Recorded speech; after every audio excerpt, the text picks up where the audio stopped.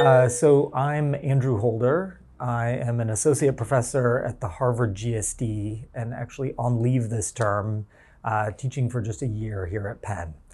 I am the co-principal of a practice in Los Angeles called the LADG, or the Los Angeles Design Group. So I grew up in Missoula, Montana, and we could say that's a place with no architecture, or at least no architecture with a capital A. It's vast amounts of empty space, and then buildings that are either of necessity or buildings designed to make a little money, but not much in the way of building that's a kind of meditation on building and what it can do for a public. So I left Montana when I was 18 and went to school at a little tiny liberal arts college in Portland, Oregon, and studied political science for 4 years. Political science with an emphasis on public opinion studies. So what is a public? How do they come to form a thing like an opinion? How do they share it?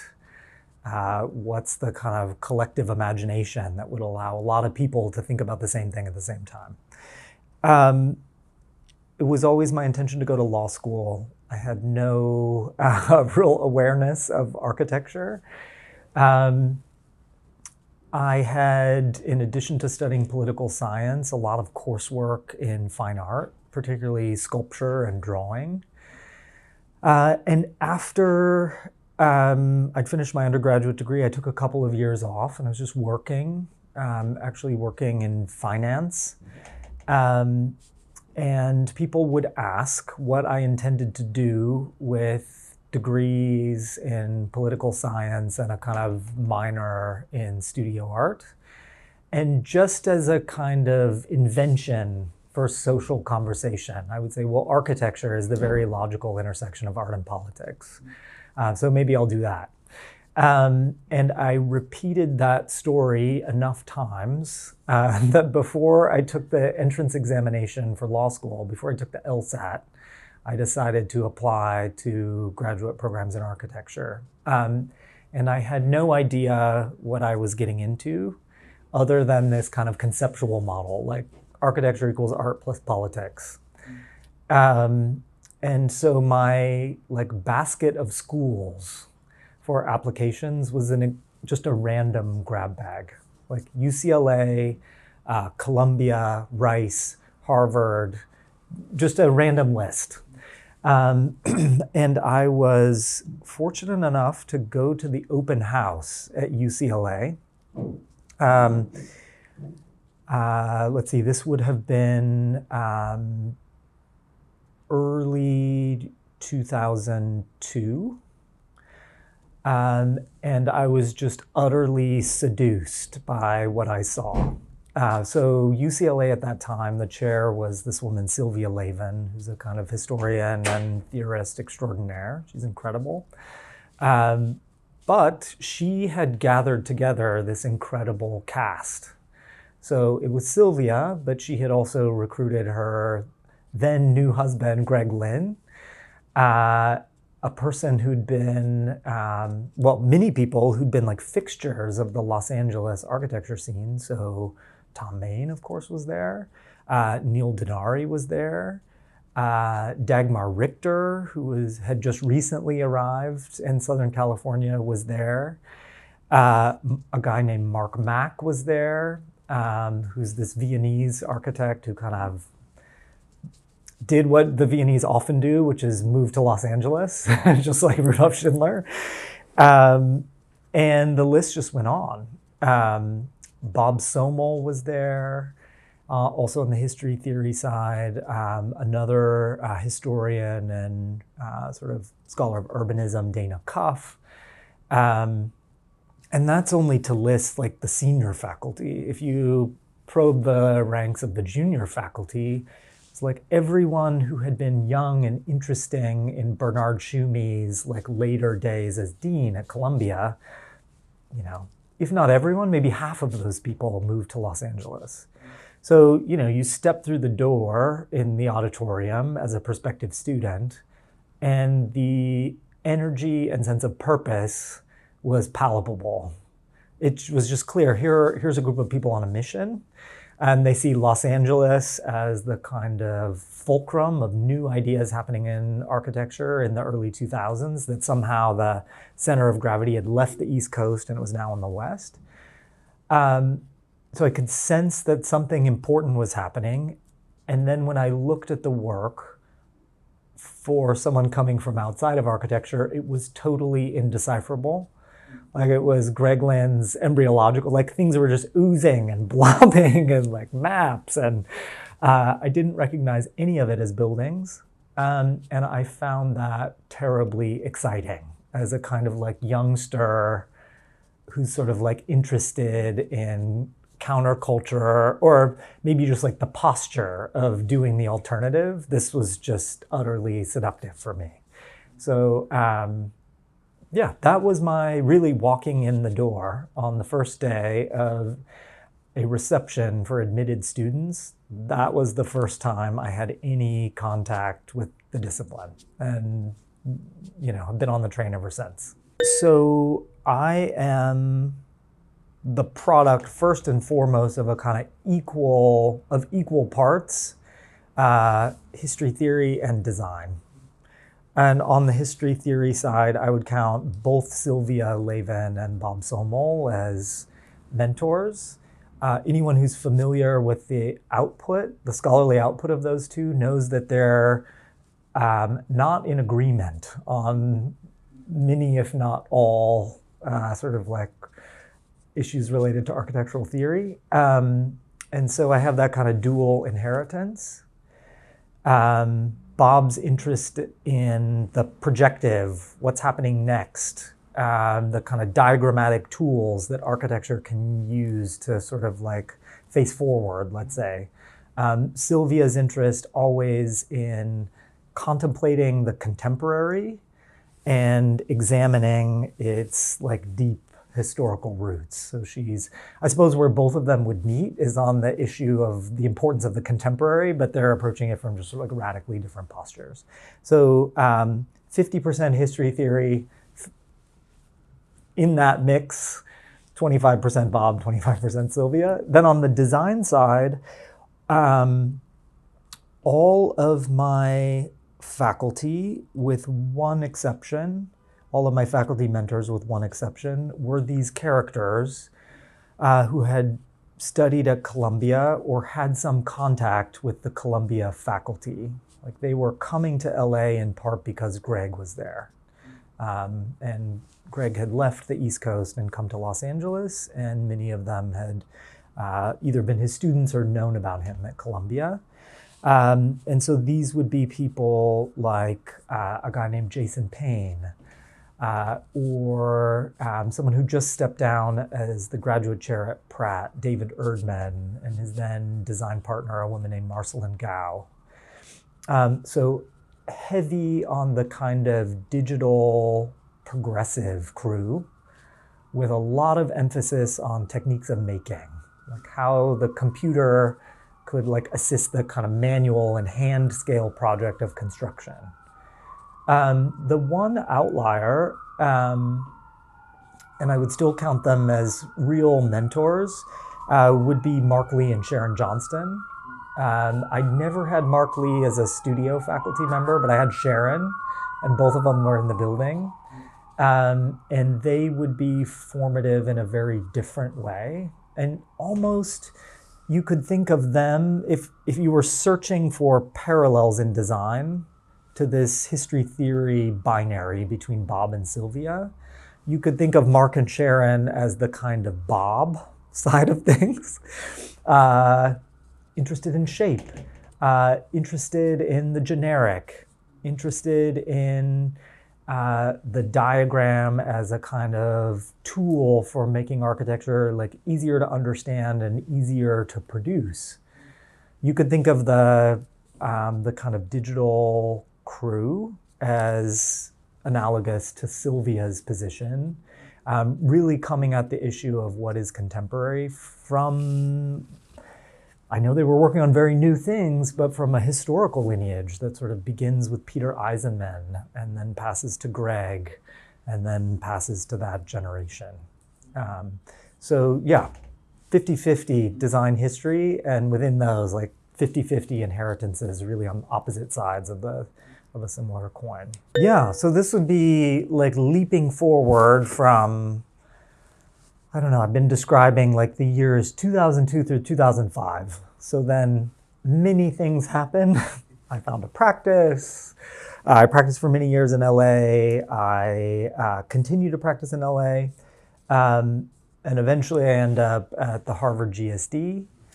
And in 2018, 2019, I teamed up with K. Michael Hayes, who was then the interim chair at the GSD, to do a big survey show of contemporary American practices. Practices who build things, but also have one foot in the American Academy. And so this is, I would say, like putting my finger on what is contemporary at any given moment. That's a lifelong interest for me. But more so than that would be this kind of historical and theoretical inheritance where I am always convinced that what is contemporary is never incoherent. It may look new, it may look strange, but it is never incoherent. And in some way, it's always a shared enterprise, whether people know it or not. So this would be looking like very deeply back through my experiences with Bob Somel in particular. I'm not sure Bob would claim this title, but I was sort of interested in his structuralist readings of the field. It may look incoherent, but there is always an order, and it is the theoretician's job to sort of unearth that order. So Michael Hayes and I, I now can't remember the exact date. So in either 2017, 18, or 19, we decided to, so fact check that for me, we decided to make a show of contemporary American practices. And what interested me about that moment is that everyone was claiming the discipline had no center. Architecture was centerless, and that the field was diverse. So no canon anymore that held down the center of the field. Really no limits on what an architecture could do in practice. You could do buildings or pavilions or just study technology or go work for an entertainment company. All of those things are equally viable and equally architectural. And the outputs of all those endeavors would be like looking through a kaleidoscope, just shards of brilliant and interesting things, but no order. And it struck me as a kind of challenge or a dare. So the structuralist would hear that and say, you architects, you have a political motivation for characterizing yourselves as diverse, but the field never is. There is always an order to the production. And so I'm going to try to uncover the shared tropes and, more than that, the kind of shared design procedures that are making all of this stuff. And this is nothing that anyone in the show would claim as their own project. This is me looking at a field and imposing a structure from the outside. Or I guess because I participate in the field, I kind of struggled to find a vantage from the outside and impose it. We could maybe talk about that another time. And so it seemed, you collect enough examples of what people aged 30 to 55 are producing, particularly when they teach in an American school. And some things become pretty clear. There's a lot of investment in formal anachronisms. So if I was surveying the output of these practitioners from 2010, like a 10-year period, looking backward from this point in 2018 or whatever, what would I see? A lot of rocks, a lot of ziggurats, a lot of pyramids, a lot of platonic and ideal geometries, things that are self-evidently anachronistic, out of time. Not only out of time looking backward, but also out of time looking forward, like what's happening at Penn at that moment, or SciArc, also rocks and patterns, but from outer space with no like terrestrial geologic precedent. It's like a meteor. So this is not, no one that I could see was trying to justify their work on the grounds that the form itself was originating in the contemporary. It was all arriving to us from the future out of time, or like much more often from the very deep or imaginary past. You know, rocks, pyramids, but also everyone's doing houses that look like this over and over again. And this went for like materiality too. Like everyone's building in like monolithic materials, and the kind of composite American wall section had gone away in favor of concrete and literal stone or wood. So that seemed to be true, just at the level of the formal tropes that were common. At the level of design procedure, seemed like there was also something widely shared, which is that these forms were arriving from out of time, like a ziggurat or a pyramid, but they were deliberately emptied of meaning. No one was talking about the, the like sociocultural content of the pyramid as like a instrument of burial and communication with the afterlife. That was not a topic of conversation. They weren't even talking about it like as a thought object in philosophy, like, oh, the pyramid as a kind of point of origin for intellection. It was not used in that way at all. These forms were like a kind of specification of dimension and delineation. And the way architects would then work on them is to conceive of design labor, like what you're doing with your pencil or in Rhino or whatever, as construction, like constructional, building the surface of the ziggurat so that it matches these dimensional increments, and you're doing it out of thinking of like Paisel von Elrichhausen's work in that moment when they're teaching a lot in the United States and thinking through these things with students. A lot of ziggurats. Again, the ziggurat is not present other than as a kind of limit for delineation and furnishing like foundational increments and measures. And they have their counterparts also teaching, but Americans, I'm thinking of a guy like David Eskenazi, who's a younger faculty member at SciArc, is also doing a little house, a pair of houses, not in wood, but in stucco and concrete in Mexico, also borrowing like the ziggurat. A guy named Emmett Zeifman is doing that also with houses. Productora is doing this at their cultural center project in Mexico. And then you can just start to go through the list of architects who are bringing back anachronisms and like using them as like a kind of outline that is then filled in or constructed by design activity. This would be First Office and their experiments with the dolmen. And the list is almost endless. So that was a way of looking back at the field and saying,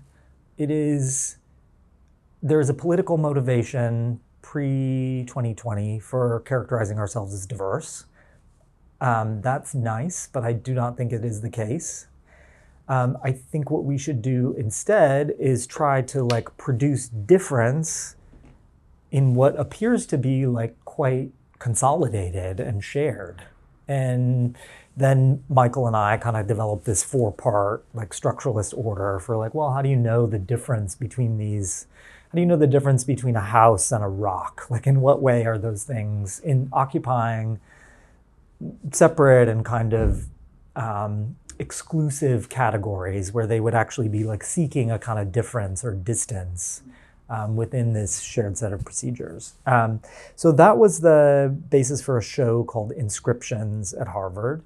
And then Inscriptions, instead of doing a catalog, we did an edited volume where we showed all the work from the show, but added a bunch more projects and then had a bunch of contemporary writers sort of weigh in on these questions. It's very difficult to start a new architectural practice in America. Maybe one of the easiest places to do it would be Los Angeles, because it has a history of investing in new and untested things, and it's also youth obsessed. So like a young person carries some credibility just because they're young, even if they don't know anything. I think LA also has a notion of itself as sponsoring new media and new form. And so it's not unusual to see an extraordinarily avant-garde piece of architecture in an otherwise totally banal, like middle-class neighborhood of identical houses. Like, this is quite common. You know, like think of the project that Wolf Prix did in Venice Beach, for instance, or all of Errico and Moss's early houses. They just sit in there like a gold tooth in an otherwise generic neighborhood. So it's easier there, but still quite difficult. I co-own the practice with another person, a guy named Ben Franger, and we both came from outside of architecture. We studied architecture for the first time as graduate students. And while there are many disadvantages to that, like you show up and you have no idea what you're doing, one advantage is on the back end. As you graduate, and you know, now with at least the rudimentary skills of an architect, you have retained something of your knowledge of business outside the field. So we both had people that we could call for projects. Ben comes to architecture from studio art. He'd spent some time as a curatorial assistant at the Guggenheim Foundation. And also was a nationally ranked skier as a high school student. And our very first projects were actually for ski boot and shoe stores. He had encountered the owner of a ski boot retail franchise when he was a skier. And so while we were still students in grad school, in our third year, we were working on these retail interiors on the side.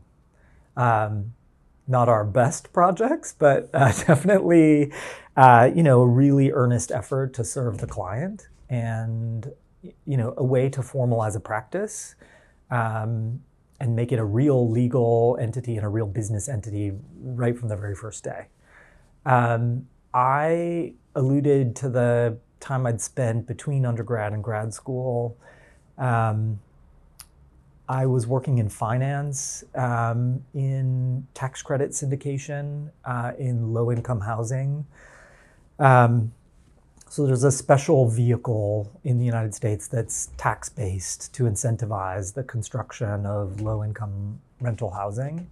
And so I had worked in that industry for a couple of years and also came to the practice with a knowledge of commercial real estate, you know, housing at a large scale, and the kind of financial mechanisms that make that stuff work.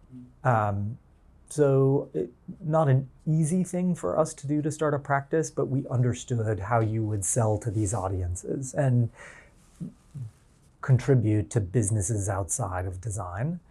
I think one after effect of that is that we have, I want to say we have never entered a competition.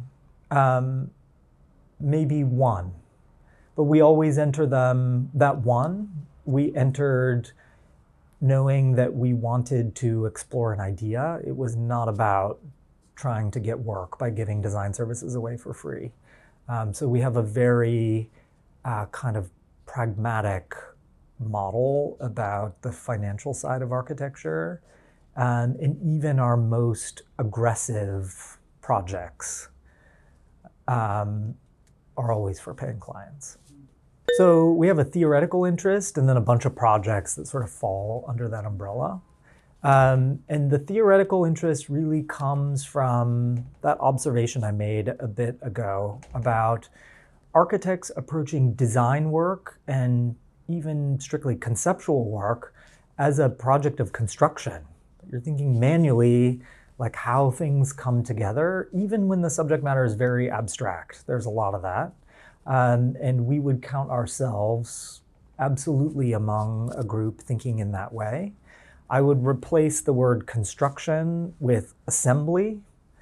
So assembly accounts for big things and small things and real things and unreal things in a way that construction does not. So construction is very literal. It's like at the scale of the hand, putting together columns and beams. Assembly can be that. But most buildings also show evidence of larger scale orders of things coming together that are not at the scale of literal construction. So that would be like big things and small things, but also like real concrete objects and things that only exist because the reader of architecture like understands in their imagination that they exist. We would call that assembly. And the projects that we've sort of recently completed in that vein would be an exhibition design for a show at LACMA, where we used these very like physical ideas about how to put things together, actually as a way of assisting the curatorial project of making categories and giving things sort of names and periods. And the virtue of approaching that kind of abstract work physically is that it allows you to make mixes that are possible in physical space, but very difficult in words. So in that project, for instance, the plan is loosely a kind of 9 square grid. So a system of walls that map out these square zones. And in one of those corners of the 9 square grid, there's a big oblique display case that skewers the wall at a 45-degree angle and actually appears in 4 of the 9 zones. And it was a way of putting several objects that are thematically related to one another, but not chronologically related to one another, and also not emerging from the same cultures. And so, again, it was our way of saying that if you drop the word construction for a second and think about assembly, it allows you to participate in these more like an expanded domain. We don't just have to be putting walls together. We can also talk back to curators. Another project would be we have this kind of numbered series of houses. So this project, House 5, sort of, if you're familiar with American chain restaurants, it looks like an Arby's or a Pizza Hut sort of in elevation. For us, that's a big upside down box with unfolded flaps on top of a plan.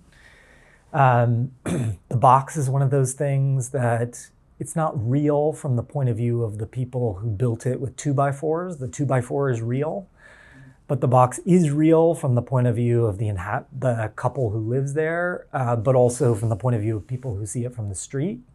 It's clearly like the organizational device that is folding together all of these fragments of the plan, creating a center to the house that's twice the height of everything else around it. And so that would be another example of like thinking in terms of making things, but that doesn't stop at construction. That is organizational, that's iconographic, it's doing work in all of these different domains. We've been doing a lot of houses lately. After a long period of commercial interiors, we've started doing a lot of houses. And some of our most interesting projects now are residential, but bigger than a house. And I don't mean a mansion. I mean a house where like the lot line and the envelope have like lost some of their primary qualities, and other organizational devices are taking over to make use of land, but also delineate edges. So there is this phenomenon in LA where the city was planned long before it was built. LA is formed really by breaking apart a series of ranchos into tracks for real estate speculation. So it went from parcels that are conceived at the scale of hundreds of square miles to parcels that are conceived at the scale of like a 30 by 140 lot. And there was no real intermediate period between those two scales for a lot of the city. And so all these streets were drawn. LA is flat, kind of, in some parts, but then very mountainous in others. And so where all of these maps of parcels were laid across the hillsides, it just meant that you have streets that were planned that are never going to be built. And so what it looks like now in places like Mount Washington or the Hollywood Hills, at edges of the Hollywood Hills, it looks like certain properties have an enormous backyard until you hit another street, and then there'll be a house also with an enormous backyard. Those actually, it's not a backyard, it's several parcels all kind of smashed together, sometimes 2, 3, or 4 parcels deep from the street. There are streets on paper, but they cannot be constructed. So it creates a real development puzzle and a density puzzle. In order to unlock those for building, you need to be able to serve them from the street with water, electricity, fire services, emergency services. And so that means the development really needs to happen with one owner. So you can unlock the development potential of a whole group of parcels provided they touch and they have access to the street with a street-facing garage or house. So people are buying up, because these unused parcels are very cheap, families, and I don't want to exaggerate their financial situation, they're wealthy, but they're buying up several parcels and planning residential groupings that are bigger than a single house. Because there are rules in LA that mean you cannot simply build like a sprawling mansion across, all 3, 4, 5, or 6 parcels. So it's creating distributed houses. We're doing an addition to one of these clusters now that's like a very long bar, all of like wet services. So that's where showers will go, and a steam room, and the pool changing. And so it's creating a kind of like unusual like distribution of program. We're doing another one for a family that is going to build a commercial workshop for furniture also on the site. And so they'll live on part of it and build furniture on the other. And so it's these kind of loose and unconventional like agglomerations of use that are cropping up. And for us, that's a kind of perfect social analog to our formal interests, which have to do with arranging and assembling enormous parts. It's interesting. In advanced courses, I will talk about the work of our practice, and to the extent that something like assembly is an ideology, students will do that. And so I've taught like at the GSD option studios, like around those interests.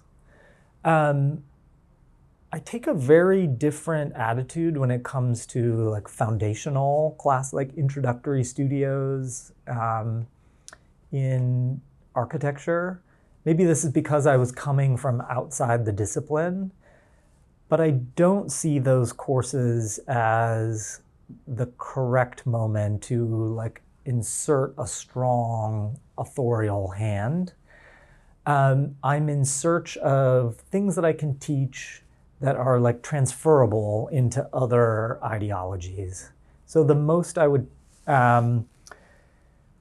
Yeah, I would think about things like the analysis of precedent and how that can give you ideas for organization that can spur your own original design work.